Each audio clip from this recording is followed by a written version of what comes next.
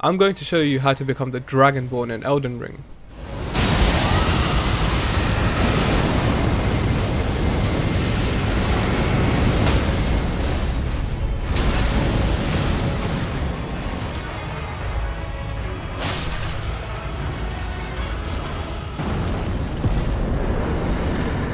This is essentially an Arcane Faith hybrid build, which allows us to use Dragon Communion Incantations in their strongest form.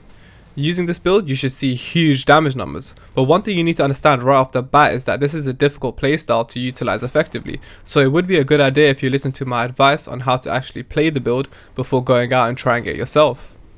The Dragon Communion seal is pretty easy to get early on in the game. This will give you a 10% damage buff to all your Dragon Communion Incantations. The seal scales primarily with Arcane, giving us an S scaling, with a little Fate scaling as icing on the cake.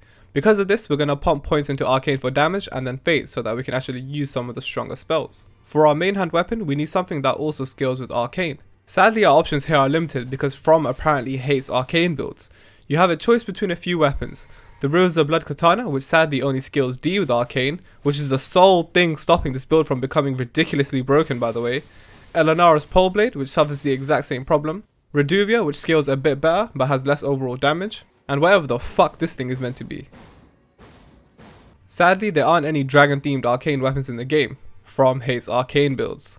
I've gone with the katana here as its weapon skill and bleed combo are amazing. Even with pretty much no dexterity, this weapon still destroys enemies in the late game. Bear in mind that the sword requires 12 strength and 18 dex to actually use, and we'll cover how we optimally reach these stats later in the video. For our armor, we're using the Bandit's Mask and the Drake Knight set to fit with the dragon theme. I only use armor in this game for aesthetic purposes, so if you have other pieces you would rather use, maybe you want to min-max by using a headpiece that gives you additional stats, go for it. Alright, let's look at our talisman options. Radagon's Soul Seal is just amazing. I have never taken it off since the day that I got it. It gives us 23 levels by giving us 5 points in Vigor, Endurance, Strength and Dexterity. This allows us to hit the stat requirements for the katana without wasting additional levels, which could go towards Arcane and Faith for more damage. The next slot is for the Dragon's Crest Shield. Having extra physical defense is huge as pretty much every enemy in the game has some kind of physical damage. You can just see how much defense we actually lose when we take it off. The next two slots are utility, meaning use whatever talismans you prefer to play with. I personally like the Ritual Shield, which reduces the damage we take by 30% when at full HP. This is especially useful for our dragon spells as they leave us vulnerable for longer periods of time. The Faithful Canvas Talisman and its upgrade Flux Canvas are also good options for extra incantation damage, as they give you a 4 and 8% boost respectively. Sadly, the Radagon icon doesn't seem to work with dragon incantations, which is frankly bullshit. The only shortcoming of these spells is their long ass cast times, and the fact that this talisman doesn't do anything when it really and truly should is pretty annoying, but I guess they have to balance the dragon spell somehow. Dragon spells use a shit ton of FP, so we want at least 3 cerulean flasks.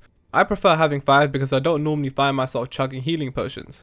For our Wondrous Physic Flask, we use the Cerulean Hidden Tear to make our first couple of spells cost no FP. As I said before, dragon spells use a lot, so the flask allows us to start a fight with some incantations without needing to chug potions. The Opaline Bubble Tear will be extremely useful in negating a hit you may take if you're stuck casting a spell by the time the enemy has reset their animations. For our summon, I thought Kristoff complemented the general theme of the build really well. He's also really tanky, which makes him more useful. Using summons to take aggro increases the effectiveness of this build exponentially, as the only drawback is that the animations are so long. Having your summon take aggro means that you can use your breath attacks without being interrupted, doing a shit ton of damage. Now let's look at our spell options. Dragon Claw is a basic melee swing with a relatively short animation. It does a decent amount of damage but costs a lot of FP to use. In the same time interval, Dragon Maul would probably be the better option 9 times out of 10, as it does more damage but takes an extra second to cast.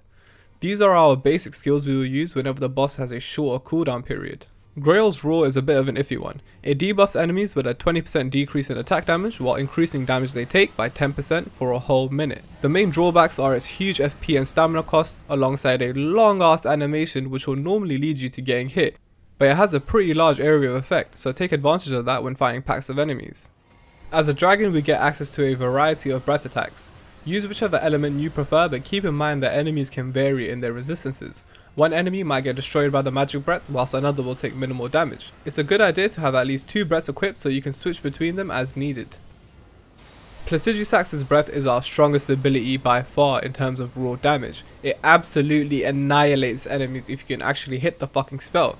You will use this ability very rarely. We don't get hyper armor during breath attacks, so an enemy can easily knock us out of the animation. Only use this ability when you know the boss is about to have a long cooldown period. Now that may be a confusing concept, but against most enemies in the game, you'll normally have a specific period where they're not doing anything. This is normally right after they've attacked or charged up a big spell. Oh, and it's important to note that this ability does not get the damage buff from our seal. I have no fucking clue why. Let's take a quick look at our stats. The best starting class for this build is the bandit due to its high dex and arcane stats. This is what we want our base attributes to look like. 30 vigor gives us more survivability in the mid to late game.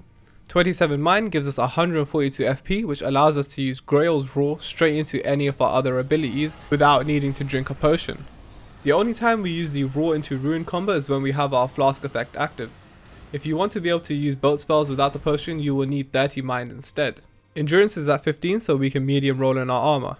If you use the sword seal, you need a minimum of 13 dex to use the katana, but if you don't like the talisman, then you're going to need 18.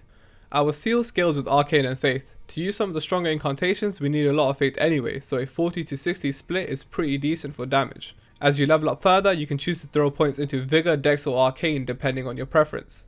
I know we've talked about a lot, but now I want to explain how we actually play the build.